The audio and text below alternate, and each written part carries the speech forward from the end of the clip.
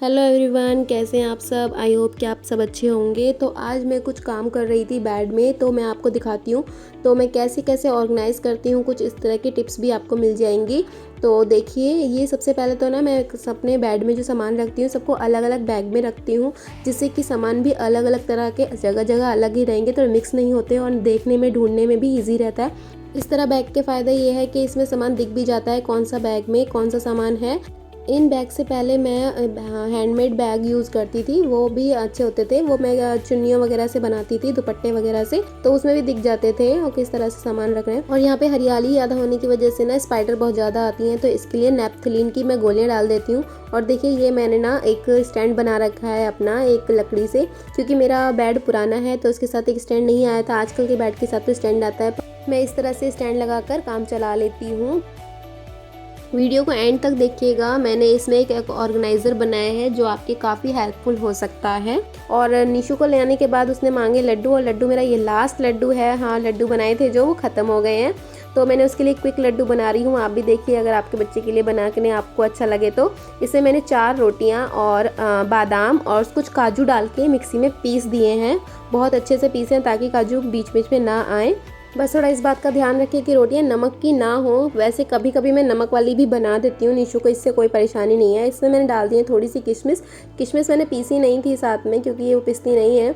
और इसमें डाला है मैंने घी। वीडियो के बनाने के चक्कर में ये रोटियाँ ठंडी हो गई, अदरवाइज़ घी मेल्ट हो जाता है। और इसमें मैंने डाला है ये गुड़ पिसा हुआ मार्केट में मिल जाता है, पर अगर आपके पास पिसा हुआ गुड़ नहीं है तो आप रोटियाँ पीसते टाइम गुड़ साथ में ही मिक्सी में डाल दें, तो वो साथ में पिस जाएगा। और अब हम कर देंगे इसको अच्छे से मिक्स।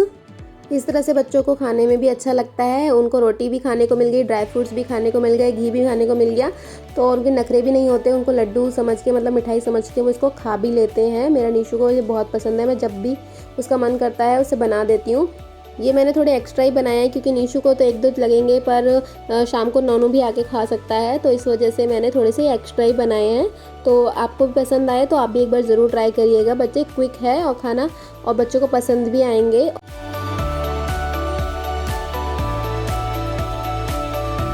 लो जी, हो गए मेरे क्विक लड्डू रोटी वाले रेडी। आप बची हुई रात की रोटियों से भी बना सकते हैं। ये मैंने तो फ्रेश रोटी यूज़ की थी। नीशु को ये खिला के फिर उसको सुला के फिर मैं कुछ बनाऊंगी, मतलब एक ऑर्गेनाइज़र बना रही हूँ आपके अलमीरा के लिए। तो आप ज़रूर देखिएगा, आपको बहुत पसंद आएगा। आज हम इनसे कुछ काम करेंगे। ये है टी शर्ट है नानू पापा की, जो यूज़ नहीं होती है। ये वाली टी शर्ट बहुत पुरानी है और थोड़ी पर मोटी थी, तो मैं इसका यूज़ करके कुछ बनाने वाली हूँ।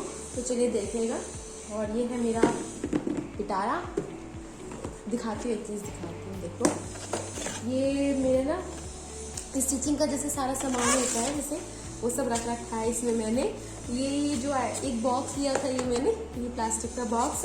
तो ये एक कप सेट आया था ना, तो जो कप सेट आते हैं उसके सेट में से ये थर्माकोल मैंने इसमें निकाल दिया और इसके साइज तक कट कर लिया। तो इसमें देखिए, इस तरह से मैंने ना इसमें अलग अलग पोर्शन में ना मैं चीज़ें रख सकती हूँ, जिससे आपको दिखाई दे। तो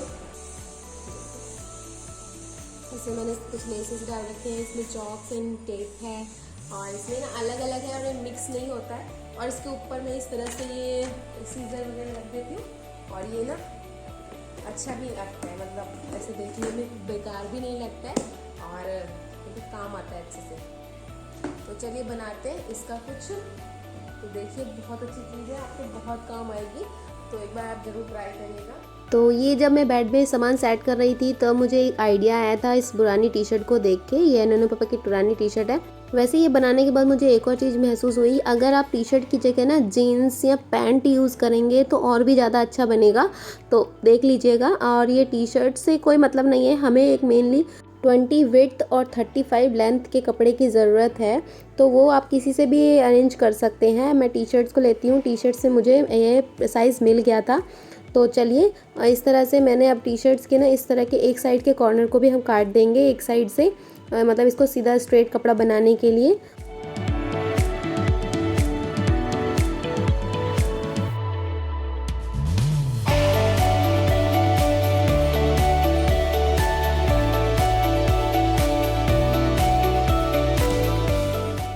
अगर आप टी शर्ट लेंगे तो ये ना इस तरह से नीचे और इस तरह से ऊपर ना कट मिलेगा तो हम इसको ना पहले सिल देंगे ताकि हमें सीधा के सीधा कपड़ा मिल पाए।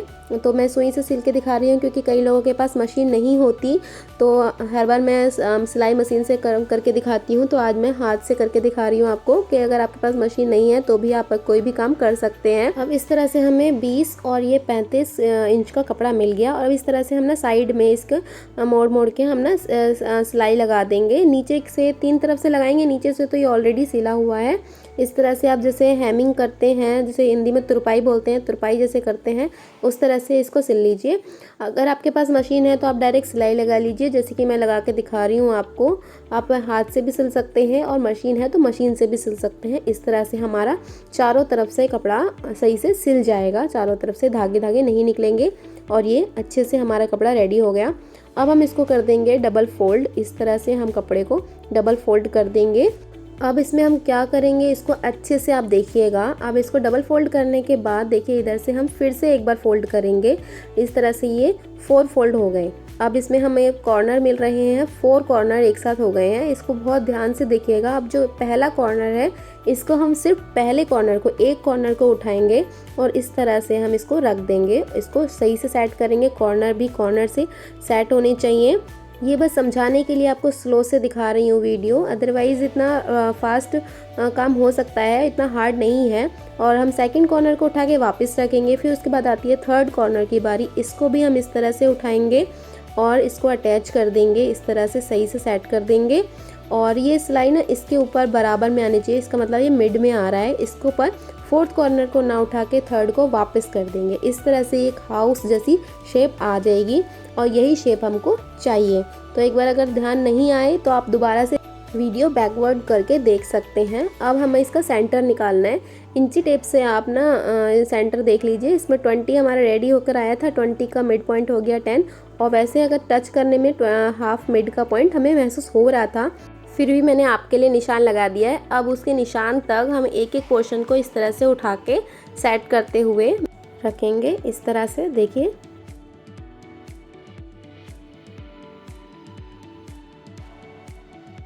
अब हम इस वाले पोर्शन को इससे अटैच करेंगे, मीन सिलकर। और अगर नीचे वाला कपड़ा ना सिल जाए इसके लिए हम इस तरह से हाथ नीचे लगा के रखेंगे। और ये मशीन से नहीं होगा, ये काम आपको हाथ से ही करना पड़ेगा, हाथ की सुई से ही करना पड़ेगा।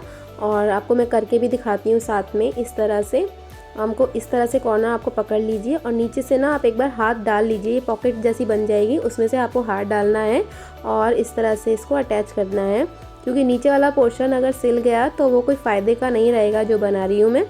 और इस तरह से पहले हम इसको रफली सिल लेंगे। इस तरह से रफ मोटा मोटा सिल दिया है ताकि मुझे हिल ना जाए तब तक कपड़ा। और इस तरह से सिल के अब मैं इसको फाइनल अच्छे से थोड़ा मजबूती भी सिलाई रहेगी और इस तरह से मैं रिवर्स आऊँगी इस पर। आप पास करते हुए डायरेक्ट भी जा सकते हैं, अगर आपको अच्छे से आ जाती है सिलाई करना तो इस तरह से आप वापस भी आ सकते हैं। दोनों ही तरीके अच्छे हैं।